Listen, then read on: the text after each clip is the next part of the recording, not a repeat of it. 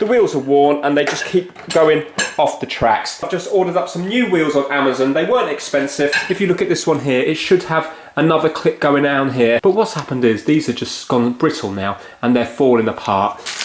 Right, let's just compare the size to the old one. This is the new one here, obviously.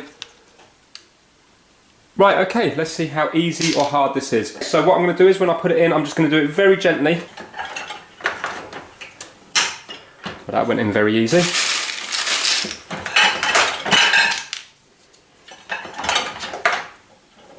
Yeah. If yours were hard to get off, unlike mine, because I can just yank mine off, all you would have to do is push in these bits here, and then when you push them in, they're just going to slide straight past that bit there, like so.